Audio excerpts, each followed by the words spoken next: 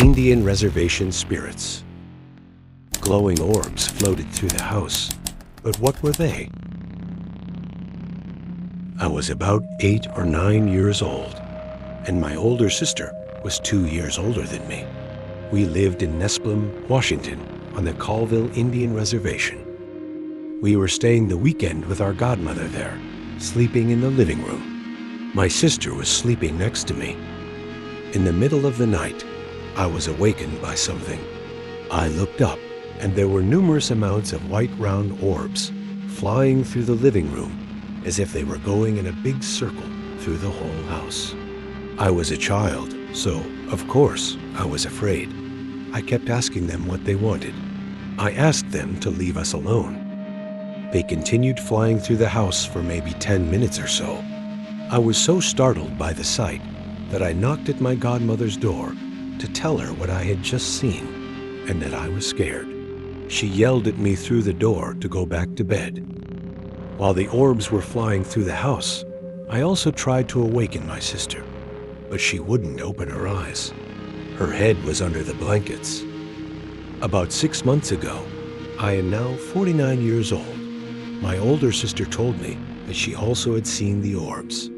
I asked her why she didn't answer me when I kept trying to wake her up.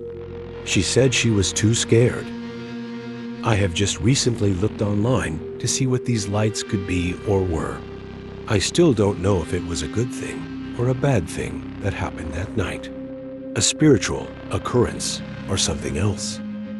Thank you for reading my story. As a kid, this experience scared the heck out of me. Ghosts and small children. True story.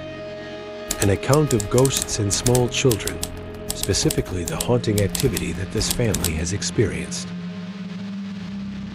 We think we might have a spirit that follows us, maybe more than one. When my kids were smaller, they would always talk to the little girl ghost. They would blame her for things done around the house like messes, etc. Once when getting my kids ready for bed, I looked over and saw my oldest in her room playing. I yelled at her, telling her to get ready for bed. Then my daughter said, "Mommy, I am right here and I am ready."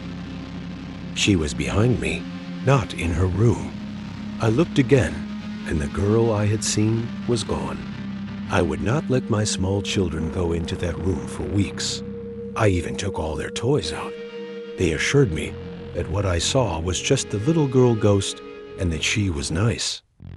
A family move and still ghosts. Soon after, our family moved right next door, and for a while, there was no mention of the little girl ghost. My children even asked me where she had went. I told them she must still be next door. As time went by, I had a weird feeling to put out dishes that my great-great-grandmother used to own. So I put them on my baker's rack for all to see. I shut out the lights, and when I went to leave, I saw an old woman sitting in my kitchen. I ran yelling to the other room.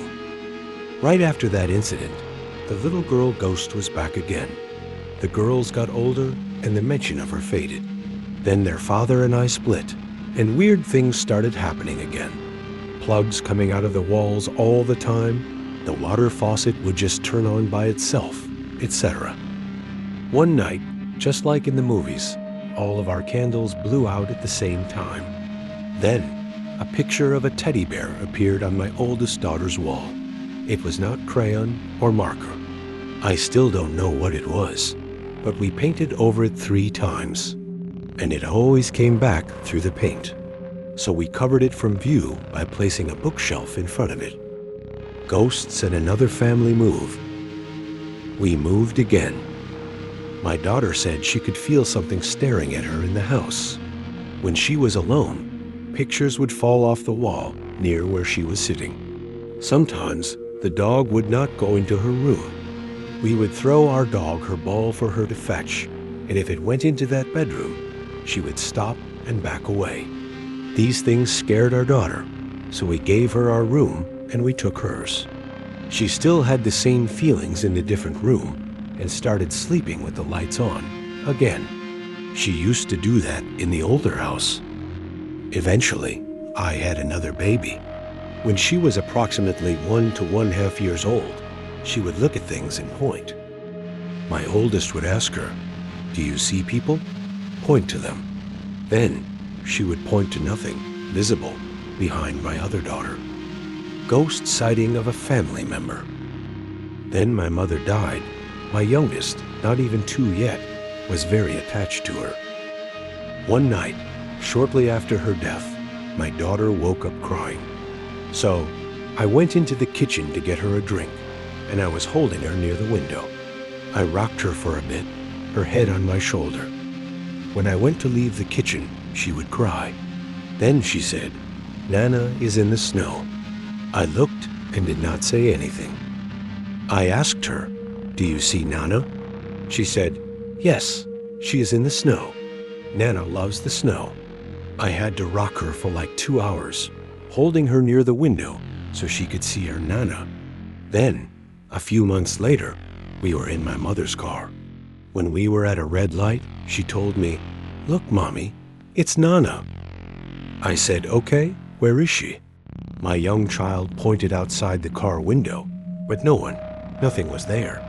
I asked what Nana was doing, and she said, "Nana is crying. She has a boo-boo in her heart and in her head." Then again, while driving, my daughter said she saw Nana a second time. This time we were on the highway. She said, "Look, it's Nana." I said to her, "What is she doing?" She said, "Nana is playing and smiling. Her legs don't hurt anymore." More ghost activity after another move. Not too long ago, we moved again to a new place. There is still some haunting activity occurring. When we first moved in, all the pictures I had hung up on the walls had fallen down after we left. I hung them all back up. We recently realized that in every place we lived, my oldest daughter's bedroom door handle would always break. In fact, it is broken now in the new place. She still sleeps with the light on and said she saw feet shadows under her closet door opening. We have only been here for 2 months, but we will see if anything else weird happens. Ghost shadows. True story. They're pitch black to the eye, but in my mind, I saw their faces. I have been experiencing shadow people for a while and have gotten both positive and negative feelings from them. I seem to be followed by ghost shadows. There seems to be a young boy with a mushroom haircut who has followed me through a few places. He seems to be a protector type. I feel positive feelings from him. Twice now, I have looked at a shadow person. The first time, there were 2 standing in my hallway. When I looked closely at them, I saw the blackness of their form, of which I could not see through at all. At the same time, in my mind, I got a very, very clear flash of an image of what they looked like despite the darkness. It was like I knew exactly how the shadow person looked, if unveiled. In my mind, the ghost shadow was as clear as if it was right in front of me. But the shadow person-ness in front of me remained completely pitch black. When I saw the 2 ghost shadows, I believe it was the same young boy at the end of the hall, or at least some sort of younger shadow person standing near the top of the stairwell, while the older, male shadow person, who was wearing an older, 40s-style brown business suit and fedora-type hat, was standing just a few feet away from me at the other end of the hall.